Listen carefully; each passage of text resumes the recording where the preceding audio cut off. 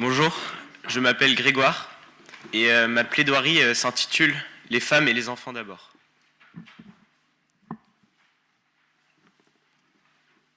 J'ai 16 ans et comme la quasi-totalité des adolescents de mon âge, j'ai déjà regardé du porno. Je n'ai jamais eu à payer ni donner mon âge réel. J'ai juste eu à cliquer sur un bouton pour confirmer que j'avais plus de 18 ans. On peut accéder à quasiment n'importe quel site gratuitement. Et la première fois, je devais avoir 13 ans.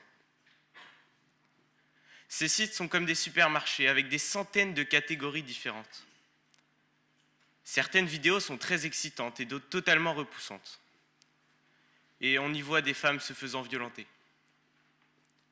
Voici ce que Lucas rapporte dans le journal Ouest France. Mesdames, messieurs, ces témoignages se multiplient. Et le 27 septembre dernier, la pornographie s'est invitée au Sénat. Avec la publication d'un rapport d'information dénonçant une industrie générant des violences systémiques envers les femmes et compromettant dangereusement la santé psychologique des enfants. L'intitulé « Porno, l'enfer du décor » est particulièrement approprié, tant les faits rendus publics sont glaçants. Cette enquête, réalisée par la délégation aux droits des femmes et à l'égalité des chances entre les hommes et les femmes, a nécessité plus de 6 mois de travaux et des dizaines d'heures d'audition dans un milieu restant habituellement opaque.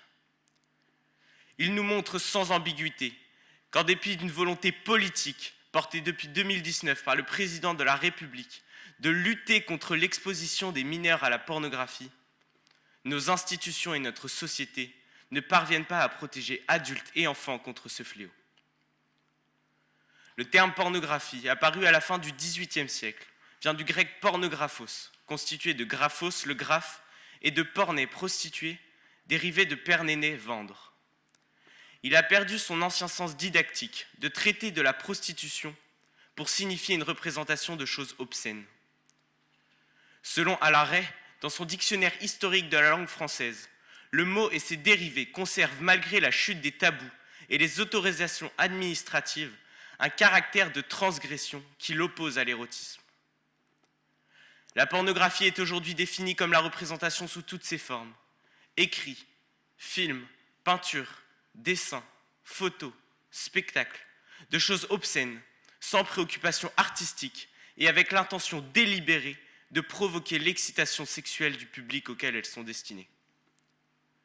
Si la loi n'interdit pas la diffusion et le visionnage d'images ou vidéos pornographiques entre adultes, l'article 227-23 du Code pénal prévoit une peine de 5 ans d'emprisonnement et de 75 000 € d'amende pour l'enregistrement ou la diffusion d'images ou vidéos à caractère pédopornographique. Et l'article 227-24 incrimine le fait qu'un message pornographique soit vu ou perçu par un mineur. Le législateur a voulu protéger les enfants, mais le rapport nous montre qu'à l'heure du tout numérique, la loi n'est ni appliquée ni suffisante. Ainsi, le porno, y compris le porno le plus trash et extrême, est accessible gratuitement en quelques clics. 2/3 des enfants de moins de 15 ans et 1/3 de ceux de moins de 12 ans ont déjà été exposés volontairement ou involontairement à la pornographie. Chaque mois, près d'1/3 des garçons de moins de 15 ans se rend sur un site porno. Ce raz-de-marée est banalisé par les victimes elles-mêmes. Certains adultes et adolescents diront que la pornographie est anodine, d'autres qu'elle sert d'éducation à la sexualité, ou encore que l'industrie pornographique est source d'emploi. Pourtant, l'exposition au contenu pornographique a des conséquences désastreuses et inquiétantes sur les enfants. Le rapport met en lumière des traumatismes, des troubles du sommeil, de l'attention, de l'alimentation, une vision déformée et violente de la sexualité, une hypersexualisation précoce, des difficultés à nouer des relations avec des personnes du sexe opposé, un développement de conduite à risque ou violente. L'industrie pornographique est visiblement un univers mortifère qui porte une violente atteinte au monde de l'enfance, ainsi dépossédé de son innocence et de sa joie de vivre. Comment tolérer qu'un pays qui prône les droits de l'homme n'ait pas trouvé les moyens de protéger les enfants contre ce fléau ? Comment supporter les conséquences sur la vie affective et sexuelle de ces adultes en devenir et sur la vision qu'ils auront de la femme ? Ces images véhiculent dans l'imaginaire des enfants une vision déformée et violente de la sexualité, où l'autre est perçu comme un objet. La pornographie, qui multiplie et encourage les stéréotypes sexistes, racistes et homophobes, met en valeur les rapports de domination érigés en normes et construit une érotisation de la violence.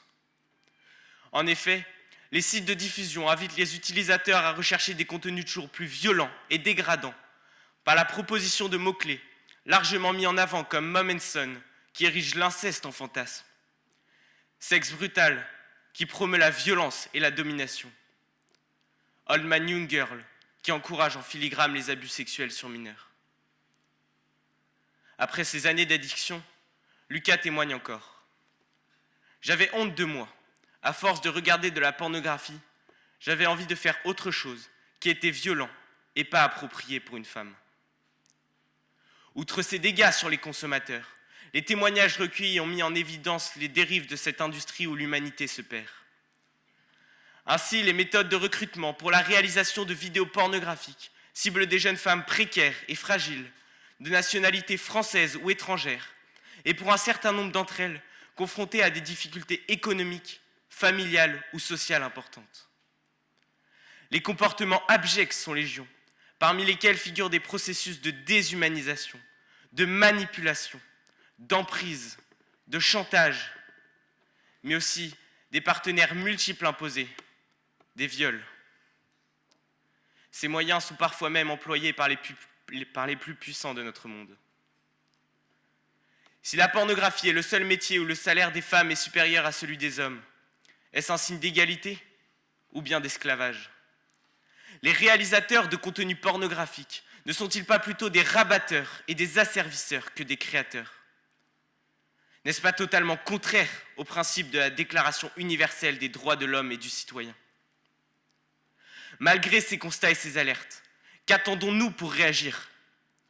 Que la société sombre totalement ? Que les suicides se multiplient chez les femmes ainsi exploitées ? Que des enfants se retrouvent abîmés à cause de ce fléau ? Que les violences faites aux femmes se poursuivent ? Si le mouvement MeToo a permis de faire avancer la cause des femmes victimes de violences sexuelles et sexistes, il ne sera pas suffisant s'il ne s'accompagne pas d'une prise de conscience collective sur les ravages de la pornographie sur les jeunes générations et sur la vision que ces jeunes générations auront de la femme. Informer et dénoncer ne suffit plus. Place à la prévention et à la protection efficace des enfants et des femmes. Il en va de notre devoir de citoyen. Nous ne pouvons rester passifs, mais s'il est nécessaire d'appliquer les mesures déjà en place, il faut inciter le gouvernement à réagir et à apporter d'autres réponses. Comment supporter que pour la consultation de sites pornographiques, on accorde plus d'importance à l'anonymat du consommateur qu'à la protection de l'enfance ? Quelle tristesse de constater que ce sujet ne fait la une des médias que de façon éphémère, alors qu'il concerne directement la société et les générations futures.